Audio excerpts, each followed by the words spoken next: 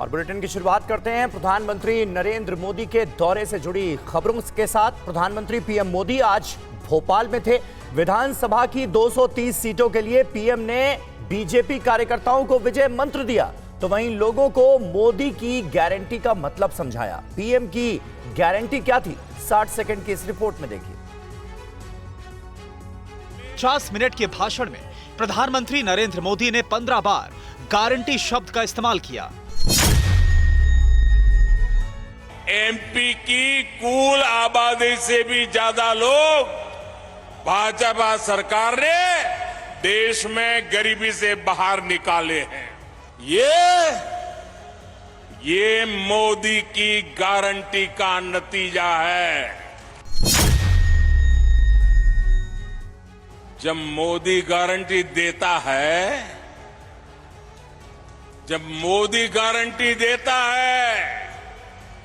जब भाजपा गारंटी देती है, तो वो जमीन पर उतरती है, घर घर पहुंचती है, हर लाभार्थी तक पहुंचती है। याद रखिएगा, मोदी यानी हर गारंटी पूरी होने की गारंटी। और प्रधानमंत्री मोदी भोपाल में थे तो 48% महिला वोटर्स को भी साधने की कोशिश की। प्रधानमंत्री ने महिला सशक्तिकरण की गारंटी के अपने वादे का जिक्र किया। आज यहां बड़ी संख्या में मेरी बहनें और बेटियां आई हुई हैं। मैं मध्य प्रदेश की बहनों को याद दिलाने आया हूं कि मोदी ने आपको जो गारंटी दी थी वो भी पूरी हो गई है। कुछ दिन पहले ही लोकसभा और राज्यसभा में माताओं, बहनों, बेटियों के लिए 33% सीटें आरक्षित करने का कानून पारित हुआ। ये तक कहा जाने लगा कि शायद ये कभी नहीं हो पाएगा। आखिर मोदी है तो मोदी है, तो हर गारंटी पूरी होने की गारंटी है। पीएम मोदी ने लोगों को गारंटी तो दी ही, भोपाल की रैली में ओपिनियन पोल करवाए। जनता से सवाल कर पीएम मोदी ने कांग्रेस पर बड़ा निशाना साधा। 60 सेकंड की इस रिपोर्ट पे सुनिए वो 3 सवाल जिनके जरिए पीएम मध्य प्रदेश की जनता से वोट की गारंटी चाहते हैं।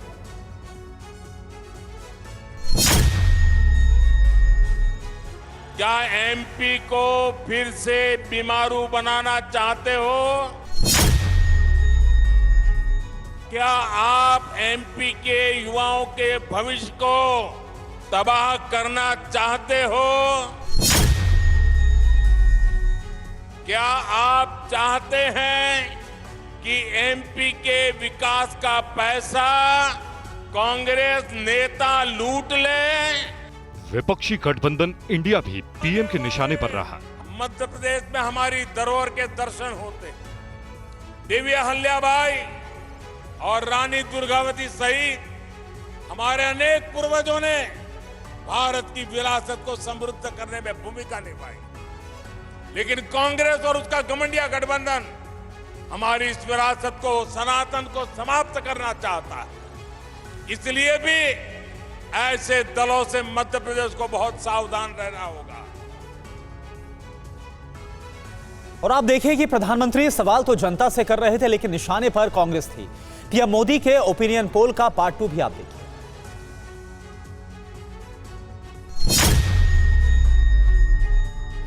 देश का नाम रोशन हो तो आपको खुशी होती है कि नहीं होती है?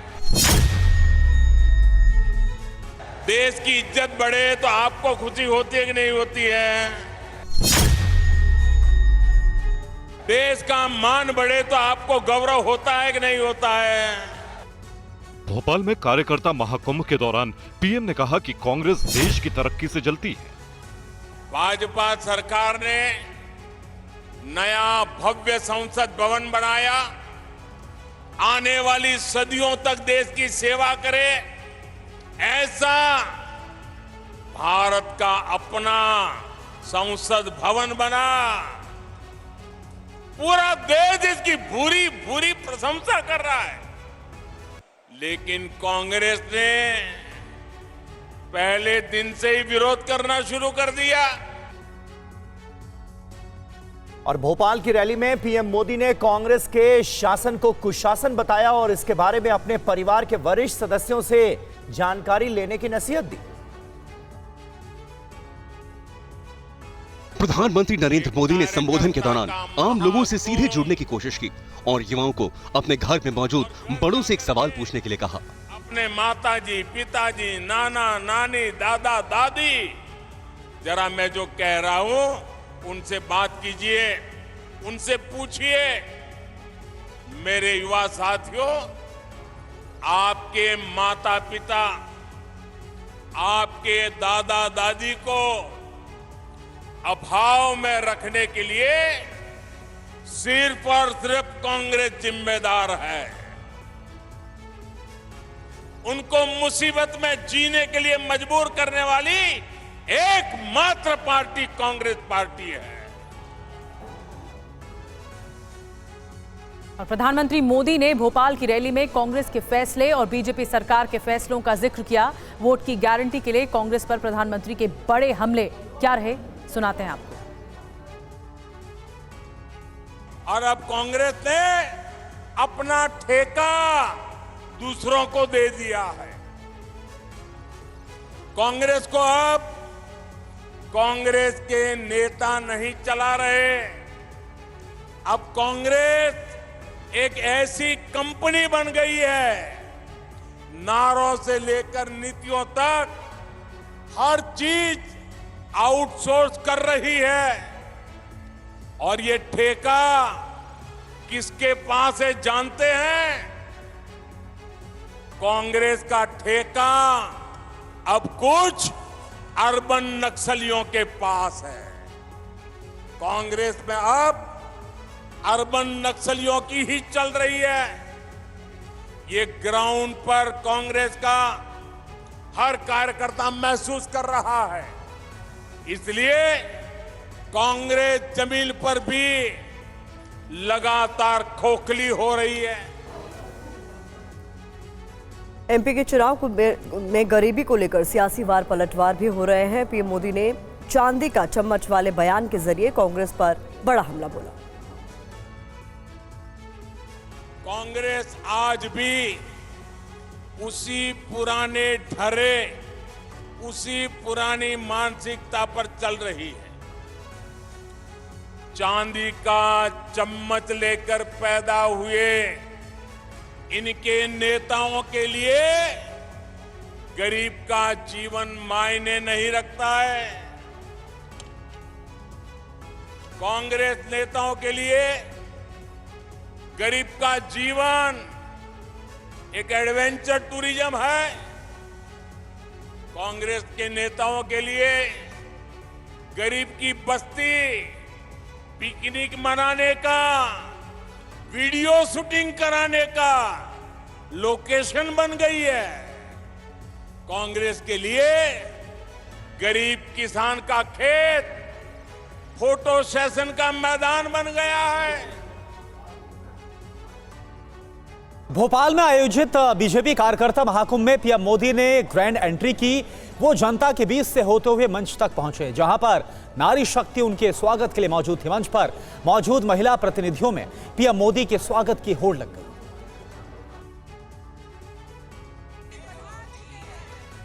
जनसभा में ये जोश, ये जुनून ही पीएम मोदी को औरों से अलग बता देता है।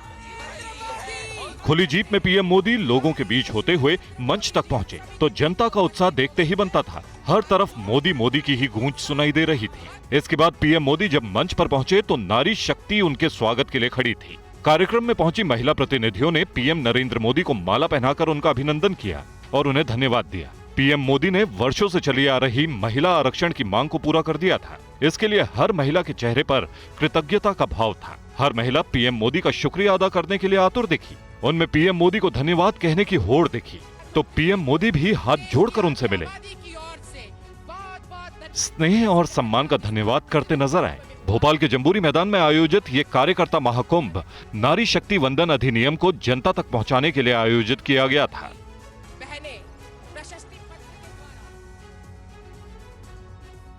और मध्य प्रदेश में प्रधानमंत्री की रैली पर कांग्रेस ने निशाना साधा। कांग्रेस नेता रणदीप सिंह सुरजेवाला ने कहा, पीएम ने शिवराज के नाम और काम दोनों से कन्नी काट ली। जनता को भ्रमित करने में लगी हुई है बीजेपी।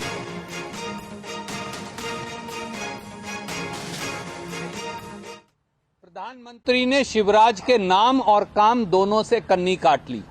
एक दूसरे की झूठ पर तालियां बजाते रहे और मुंगेरी लाल के झूठे हसीन सपने गढ़ते रहे कि किसी तरह से मध्य प्रदेश की समझदार जनता भ्रमित हो जाए। और कांग्रेस ने यह भी आरोप लगाया कि प्रधानमंत्री मोदी शिवराज के मंत्रियों की गलती छिपाने की कोशिश कर रहे हैं, लेकिन मध्य प्रदेश की जनता ने अपना मन बना लिया है। करने का काम किया है देश। भोपाल की रैली में पीएम मोदी ने कांग्रेस पर जमकर निशाना साधा। सूबे को बीमारू राज्य बनाने का आरोप लगाया तो कांग्रेस ने पलटवार किया और कहा कि प्रधानमंत्री सिर्फ चुनावी शिगुफा छोड़ने भोपाल आए थे। तो आप देखिए, जनता जब परिवर्तन करने पर आ जाती है तो ये सारे के सारे लोग धराशायी हो जाते हैं। मोदी जी को पता है कि आने वाले चुनावों में उनकी बड़ी हार होने वाली है और उसी से बौखलाकर, उसी से घबराकर वो ये जो बातें कह रहे हैं और कर रहे हैं वो कर रहे हैं। पहले इंडिया भारत का एक जंग छेड़ दी, वो नहीं चल पाई तो उन्होंने महिला आरक्षण का एक शिगुफा छोड़ा, वो भी उसका नहीं चला तो वन नेशन वन इलेक्शन का छोड़ा। ये सरकार शिगुफों पर चलती है।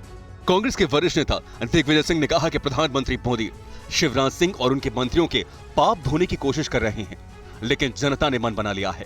शिवराज सिंह चौहान के जो पाप 18 साल के हैं, उनके मंत्रियों के पाप हैं, मोदी जी धो देंगे। जनता मन बना चुकी है भाजपा को हराने की। भोपाल में पीएम मोदी ने गारंटी दी तो छत्तीसगढ़ में राहुल गांधी ने सरकार से सवाल पूछे। 60 सेकंड में ये रिपोर्ट देखिए कि आप कास्ट सेंसस से डरते क्यों हो। जाति जनगणना का मुद्दा उठाते हुए राहुल गांधी ने प्रधानमंत्री मोदी पर डायरेक्ट अटैक किया। उन्होंने साफ साफ आरोप लगाया कि पीएम मोदी जाति जनगणना कराने से डरते हैं। उनकी सरकार आई तो वो जाति जनगणना भी कराएंगे और ओबीसी महिलाओं और दूसरे वर्गों को उनके अधिकार भी दिलाएंगे। अगर ओबीसी को भागीदारी देनी है, दलितों को, आदिवासियों को, महिलाओं को भागीदारी देनी है तो कास्ट सेंसस करवाना ही पड़ेगा। और अगर नरेंद्र मोदी जी कास्ट सेंसस नहीं करवाएंगे तो जैसे हमने कहा था यहां पे, जैसे ही हमारी सरकार आएगी पहला कदम कास्ट सेंसस होगा और ओबीसी को जो भागीदारी मिलनी चाहिए वो कांग्रेस पार्टी करके दिखाएगी। लोकसभा और विधानसभा में महिला आरक्षण बिल पास कराकर पीएम मोदी आधी आबादी का दिल जीत चुके हैं। अब कांग्रेस जाति जनगणना कराने की गारंटी देकर एक बड़े वोट बैंक पर सेंध लगाने की कोशिश में जुटी है। और वहीं बिलासपुर पहुंचे कांग्रेस के सांसद राहुल गांधी ने आज जनता को आवास और रोजगार की गारंटी दी। आप रिपोर्ट देखिए। बिलासपुर आकर छत्तीसगढ़ चुनाव में महज 2.5 महीने का वक्त बचा है। ऐसे में चुनावी सरगर्मी तेज हो गई है। राहुल गांधी तीसरी बार छत्तीसगढ़ के दौरे पर हैं और इसी महीने के आखिर में प्रधानमंत्री नरेंद्र मोदी भी छत्तीसगढ़ के दौरे पर होंगे। आज छत्तीसगढ़ में कांग्रेस सांसद राहुल गांधी ने गारंटी की झड़ी लगा दी है। राहुल गांधी ने बिलासपुर में आवास की गारंटी दी, जिसमें राहुल गांधी ने गरीबी रेखा से नीचे के वर्ग को साधने की कोशिश की, जिसमें 10 करोड़ परिवारों को फायदा मिलेगा। योजना के तहत 30,000 परिवारों को पहली किश्त दी गई। 25,000 रुपए प्रति व्यक्ति दी गई राशि। छत्तीसगढ़ में इस योजना के तहत कुल 75 करोड़ रुपए की राशि ट्रांसफर की गई। इसमें बिलासपुर जिले के 4,000 से ज्यादा आवासहीन परिवारों को फायदा मिलेगा। आवास योजना के बाद राहुल गांधी ने बिलासपुर के युवाओं को रोजगार की गारंटी के तहत गारमेंट फैक्ट्री गनियारी नगोई का शुभारंभ किया, जिसके तहत 600 लाभार्थियों को प्रशिक्षण दिया गया। साथ ही बेरोजगार भत्ता पाने वाले युवाओं को भी इस योजना का लाभ मिलेगा। फैक्ट्री को 1445 मशीनें दी गई, जिसमें प्रति लाभार्थी 1 मशीन मिलेगी और हर लाभार्थी को इस योजना के तहत 250 से 300 रुपए प्रति व्यक्ति रोजाना वेतन मिलेगा। और राहुल गांधी के छत्तीसगढ़ दौरे से जुड़ी बड़ी खबर है। छत्तीसगढ़ में राहुल गांधी ने किया ट्रेन में सफर। बिलासपुर से रायपुर ट्रेन से लौटे राहुल गांधी। ये देखिए ट्रेन के अंदर की तस्वीरें आपके सामने हैं। इंटरसिटी एक्सप्रेस की स्लीपर कोच में राहुल गांधी ने सफर किया है। और ये तस्वीरें आप देखिए, ट्रेन के भीतर राहुल गांधी लोगों से मिलते हुए उनके बीच पहुंचकर। इंटरसिटी एक्सप्रेस बिलासपुर से रायपुर जब राहुल गांधी लौटे तो उन्होंने ट्रेन से सफर किया।